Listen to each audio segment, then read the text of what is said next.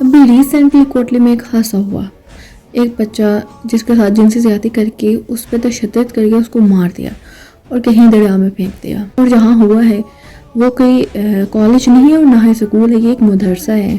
Means کہ جہاں پہ دینی تعلیم دی جاتی ہے یہ ایک مدرسہ ہے، اور اسی میں یہ حال ہوا ہے.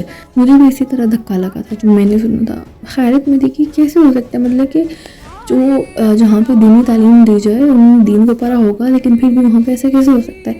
لیکن پھر میرے مائنڈ میں یہ چیز ہے کہ نہیں ایسا ہو سکتا ہے، کیونکہ جن کو اپنے باپ کا پتہ نہیں ہوتا کہ ان کا باپ کون سا ہے، کتنے ہیں، تب جا کے ایسی گندی اولاد پیدا ہوتی ہے.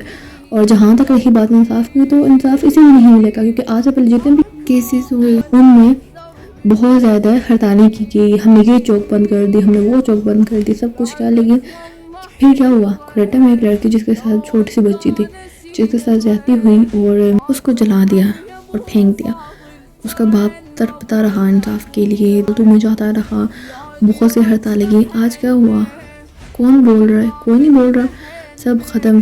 اس کا باپ آج بھی عدالتوں میں جاتا ہے انصاف کے لیے، لیکن کوئی بھی انصاف نہیں ملا، کیونکہ جس نے کیا اس کے پاس پاور تھی. اور یہاں وہ پاور سے بچ سکتے ہیں لیکن وہاں اللہ کی عدالت میں نہیں بچ سکتے. یہ بھی کیس اسی طرح ایک دن بند ہو جائے گا، کوئی بھی پھر نہیں بولے گا، سب چپ ہو جائیں گے، اور اس کا باپ بھی تڑپتا رہے گا، عدالتوں میں جائے گا، اپنے بیٹے کے انصاف کے لیے بھیک مانگے گا. لیکن نہیں، انصاف نہیں ملے گا، کیونکہ انصاف جو لوگ دے رہے ہیں نا ابھی، جن کو انصاف کی گدی پہ بٹھایا وہ ہجڑے ہیں، ان کے ہاتھوں میں ہی چوڑیاں، اور وہ ہجڑے بس ایک دوسرے کو انٹرٹین کرنے کے کاموں میں مصروف ہیں. ایک کو انٹرٹین کرتے ہیں، دوسروں کو کرتا ہے. ان میں سے جب کوئی بھی مصیبت میں آتا ہے بچا لیتے ہیں، پیسے کھلا کے بک جاتے ہیں کتوں کی طرح.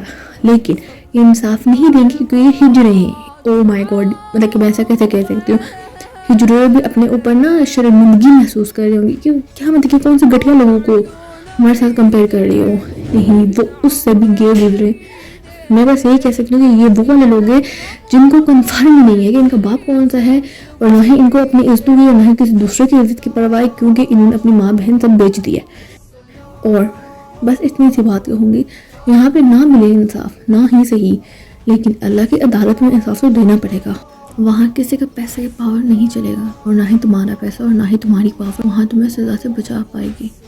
بس اتنا یاد رکھنا، ہو سکے تو انصاف دے دینا اس کو، کیونکہ آج سے پہلے تم ہجروں نے کسی کو انصاف نہیں دیا.